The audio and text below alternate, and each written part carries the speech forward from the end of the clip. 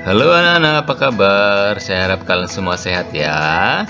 Di masa pandemi corona ini kita harus tetap sehat ya. Walaupun kita berada di rumah, kita harus tetap belajar ya, jaga kesehatan kita, istirahat yang cukup ya, makan makanan bergizi ya, berolahraga juga ya. Jangan lupa kalau bepergian memakai masker ya, jaga jarak supaya kita sehat dan orang lain juga sehat tentunya ya. Pada pagi hari ini atau kesempatan ini anak-anakku ya, kita akan belajar tentang kemampuan dan keterbatasanku ya. Nanti akan kita lihat apa sih kemampuan kita, apa sih keterbatasan kita ya. Nah, dalam pembelajaran ini kita mau menyadari mengenai arti dan makna dari semua perbedaan yang kita miliki ya, yang unik dalam diri kita, agar dapat kita manfaatkan untuk kepentingan diri kita, sesama, dan juga Tuhan ya. Anak-anakku, kemampuan ya, kalau kita bicara soal kemampuan nih, kemampuan yang ada dalam diri kita itu apa sih ya?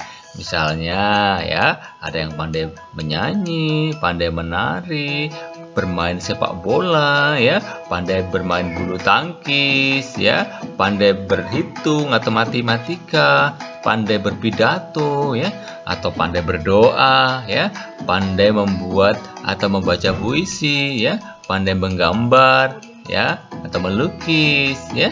Kalau kita bicara soal keterbatasan ya, keterbatasan itu apa sih ya? Bahwa manusia itu tidak dapat ya, atau tidak bisa melakukan segala sesuatu ya, dan juga tidak mampu melakukan segala sesuatu ya, karena manusia memiliki keterbatasan ya. Dan seorang ya, misalnya seorang penulis yang cerdas ya, belum tentu menjadi seorang pembicara atau orator yang handal ya dan memukau. Nah, jadi belum tentu bisa semuanya ya. Bisa menulis, belum tentu bisa berpidato ya. Misalnya nih, orang yang pintar matematika ya belum tentu tahu atau mengetahui tentang teologi atau biologi atau ya ilmu pengetahuan sosial ya. Jadi belum tentu yang pintar matematika juga pintar di bidang yang lain ya. Nah, kemampuan yang ada dalam diri kita itu hendaknya terus dikembangkan ya. Demi apa? Demi untuk kebaikan diri sendiri maupun bagi sesama serta bagi kemuliaan Allah ya. Jadi nanti kalau kita memiliki keterbatasan ya, juga harus diatasi ya, dilatih terus ya.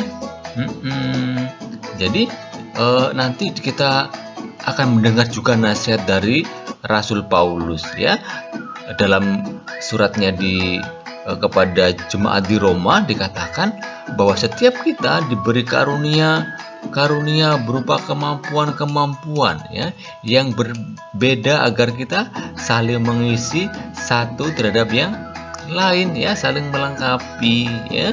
Kalau yang tidak bisa bernyanyi, nanti pasti ada teman kita yang bisa bernyanyi, yang juga bisa mengajari kita ya. Dan anak-anakku ya, bahwa kemampuan kita itu ada yang namanya kemampuan jasmani atau kemampuan yang bersifat jasmani ya.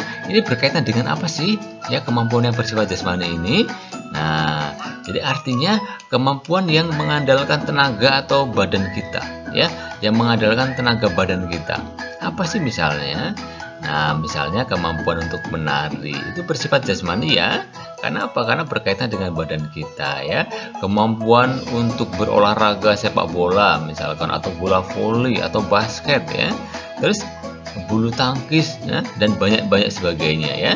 Nah, ini berkaitan dengan bersifat jasmani ya. Semua kemampuan itu kita miliki secara unik ya, berbeda satu dengan yang lain ya.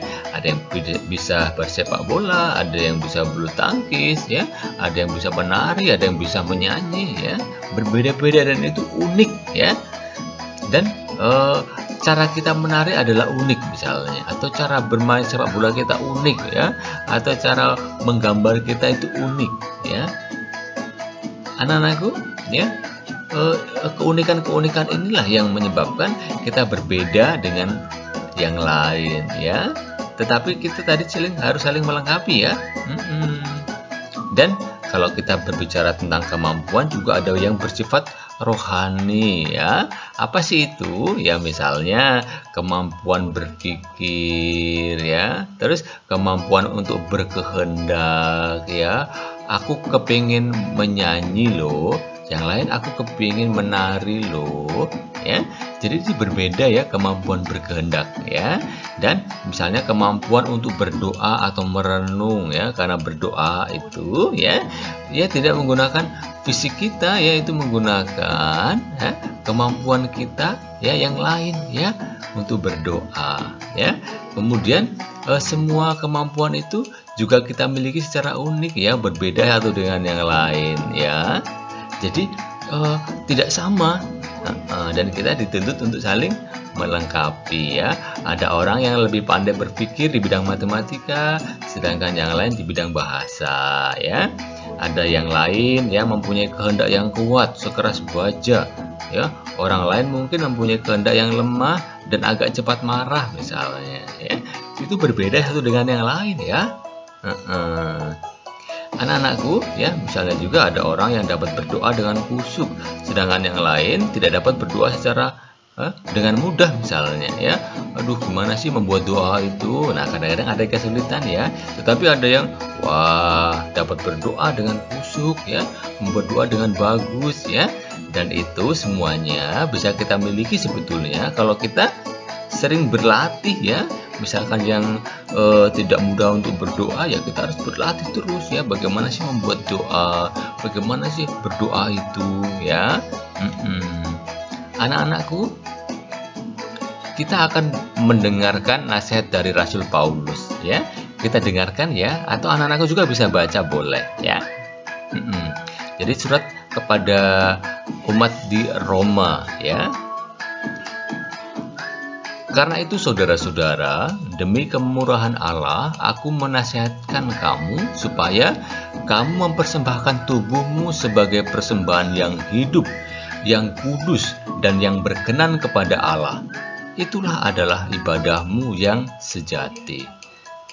Janganlah kamu menjadi serupa dengan dunia ini, tetapi berubahlah oleh pembaruan budimu, sehingga kamu dapat membedakan manakah kehendak Allah, apa yang baik, yang berkenan kepada Allah, dan yang sempurna. Berdasarkan kasih karunia yang dianugerahkan kepadaku, aku berkata kepada setiap orang di antara kamu, janganlah kamu memikirkan hal-hal yang lebih tinggi daripada yang patut kamu pikirkan, tetapi hendaklah kamu berpikir begitu rupa sehingga kamu menguasai diri menurut ukuran iman yang dikaruniakan Allah kepada kamu masing-masing. Sebab sama seperti pada suatu tubuh, kita mempunyai banyak anggota, tetapi tidak semua anggota itu mempunyai tugas yang sama. Demikian juga kita, walaupun banyak, adalah satu tubuh di dalam Kristus. Tetapi kita masing-masing adalah anggota yang seorang terhadap yang lain. Demikianlah kita mempunyai karunia yang berbeda-beda, yang berlain-lainan menurut kasih karunia yang dianugerahkan kepada kita. Jika karunia itu adalah untuk bernubuat, baiklah kita melakukan sesuatu sesuai dengan iman kita. Jika karunia untuk melayani, baiklah kita melayani. Jika karunia untuk mengajar, baiklah kita mengajar. Ya, jika karunia itu menasihati, baiklah kita menasihati. Siapa yang membagi-bagikan sesuatu, hendaklah ia melakukannya dengan hati yang ikhlas. Siapa yang memberi pimpinan, hendaklah ia melakukannya dengan rajin.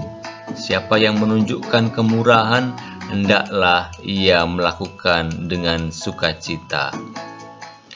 Anak-anakku, demikianlah ya yang dikatakan atau nasihat Rasul Paulus ya, yang juga ditujukan untuk kita masing-masing ya. Nah, apa yang kita bisa pelajari ya dari Rasul Paulus ya, bahwa kita mempunyai karunia kemampuan yang berlain-lainan ya, menurut kasih karunia yang dianugerahkan Tuhan kepada kita ya. Masing-masing kita memiliki karunia yang beda-beda ya. Ada yang mendapat karunia untuk bernubuat, karunia untuk melayani, karunia untuk mengajar, karunia untuk menasihati, dan karunia-karunia yang lain ya. Masing-masing kita unik ya. Karunia-karunia berupa kemampuan-kemampuan. Untuk kemampuan itu hendaknya kita kembangkan dan kita gunakan sebaik-baiknya sesuai dengan kehendak Allah ya, kehendak Tuhan ya. Tuhan sangat mencintai kita manusia ya. Tuhan mencintai kita bukan secara umum, secara massal ya, tetapi Tuhan mencintai kita secara khusus ya, pribadi kita ya. Tuhan mencintai kita secara pribadi ya. Oleh sebab itu Tuhan menciptakan kita secara khusus pula ya, dengan kemampuan-kemampuan kita yang khusus ya, yang berbeda dengan yang lain ya. Tuhan membuat diri kita masing-masing secara unik, istimewa, dan tidak ada duanya ya. Kita itu bukan orang lain ya. Jadi kita tidak ada duanya ya, tidak ada yang sama dengan kita ya. Makanya disebut kita itu pribadi yang unik dan istimewa ya. Anak-anakku ya, Tuhan tidak menciptakan manusia secara sama ya, seperti boneka-boneka yang sama bentuknya dan sama warnanya karena dibuat dalam pabrik yang sama ya. Kalau kita lihat boneka Barbie ya, boneka Barbie ya seperti itu ya, atau boneka Doraemon misalnya ya, mungkin sama, tapi kalau kita berbeda ya, kita bukan boneka ya, kita bukan boneka yang sama satu dengan yang lain, tetapi kita ini manusia yang diciptakan secara khusus dan unik ya. Anak-anakku ya, sekiranya Tuhan menciptakan kita dengan bentuk dan rupa yang sama, alangkah membosankan rupa manusia ya. Misalkan kok aku sama dengan temanku ya, hidungnya sama, matanya sama, telinganya sama ya, nanti membedakannya gimana ya? Jadi mungkin sangat membosankan ya kalau misalkan Tuhan menciptakan kita semuanya sama ya, tidak ada variasinya ya. Ya seperti pelangi ya, berbeda-beda tetapi indah kan? Ada yang merah, kuning, hijau ya, jingga ya. Coba kalau putih ya sama, namanya bukan pelangi ya. Oke. Anak-anakku ya, setelah kita belajar mengenai keterbatasan dan kemampuan kita ya, sudah belajar dari Rasul Paulus. Nah, kita mau beraksi nyata ya, kita akan beraksi. Apa sih aksinya? Nah, saya minta anak-anakku untuk membuat doa syukur atas kemampuan yang kita miliki ya. Tahu ya kemampuannya ya, kemampuan kalian ya. Nah, misalkan yang pandai menyanyi, buatlah doa syukur ya atas kemampuanmu itu ya. Terus nanti yang kedua, saya minta sebagai wujud